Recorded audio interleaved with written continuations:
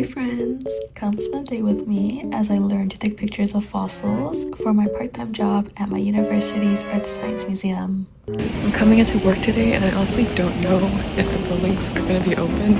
Let's see if the museum's open because this is the only path I know how to get to the other building. Oh my god, it's open!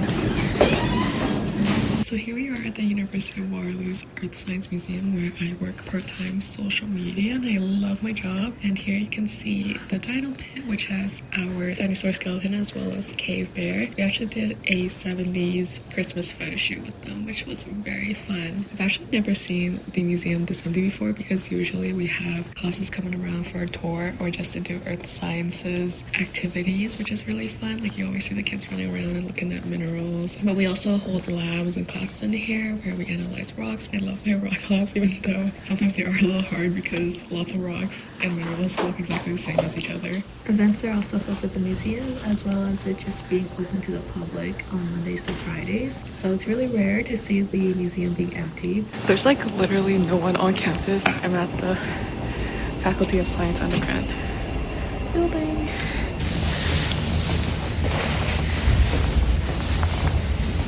We're here.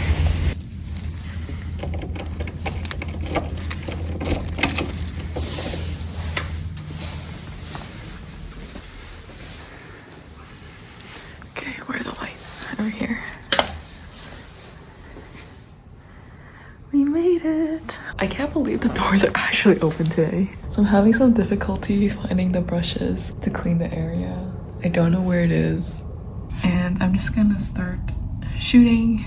This project isn't usually what I do for the Earth Sciences Museum. My boss kind of just asked me if I wanted to learn to take pictures of fossils and I was like, oh my gosh, why not? I got a chance to be in a photography studio at my university and to learn how to use a fancy DSLR camera. Okay, we're gonna make do with what we have, which are tissue paper, and I don't know where the brushes are, so let's just see how far we can go. I spent a good chunk of time looking for the brushes, but for the life of me, I could not find where they were. And the reason why we needed brushes was because every time there's dust or specks of particles that you want off your set, you need to use a brush to brush it off. But because I couldn't find any of the brushes, I tried to use a tissue paper, and for some reason that just did not work. It was not effective at all. I got scared because I couldn't figure out how to mount the camera onto the mount, but turns out you just have to click this little thing to release it so that it would fit in. And now it's on the mount so I can start photographing. And so I ended up having to use my hand in my glove to brush off the particles. But the thing with that is that when I was taking pictures of organic matter and bits of organic matter would fall off and I would go to brush it off with my hand, I would leave streaks of color on the white paper. And then because I didn't want the color to be in the background of the fossil, I would have to move my whole tripod with the camera on top of it, which was kind of heavy, a couple centimeters to the left or the right to avoid getting that streak in the shot. I felt really bad because this was not my set and I was just leaving like streaks of color behind. And so in terms of what I'm actually doing with the camera after setting it up and making sure that it's the right distance away to see the specimen, there were two knobs that I would change. I know the first one is aperture, but I forget the second one. It's either shutter speed or exposure, but it's basically the camera letting in a certain amount of light so that it could see a certain amount of distance. And so I was toggling back and forth between the two to try to find the best one. And for me, the best one was the one that made the background the whitest and not losing focus on a specimen so that I could do the least amount of editing after taking the photos. I finished taking pictures of all the individual fossils, but I have to take a picture of the fossil kit. You can't really see because of the light so bright. But the lens on the camera is not for long range. It says FE 2.8/90 macro.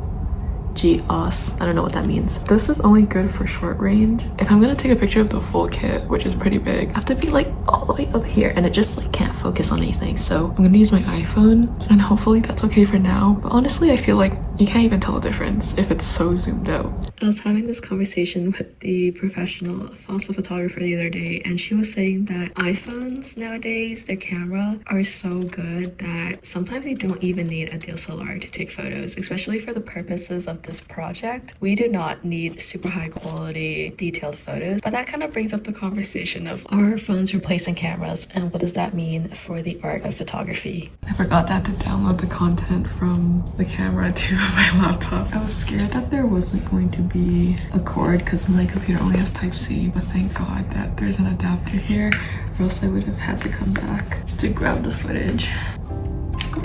Please. I don't know if I have to turn the camera on for it to work. Oh, my hand's cold. It's moist in there. Do I have to turn you on? Oh, here. I do have to turn it on. It says connecting. Yeah, we wait. It's so cold in here. Why is it taking so long to load? Hello? Why does it take so long? Oh my god, I'm gonna disconnect it and then reconnect it. Okay, I'm gonna use the card reader. Sorry, dongle. Hello? Can it not read the card? Girl. Oh, it was plugged in the wrong way.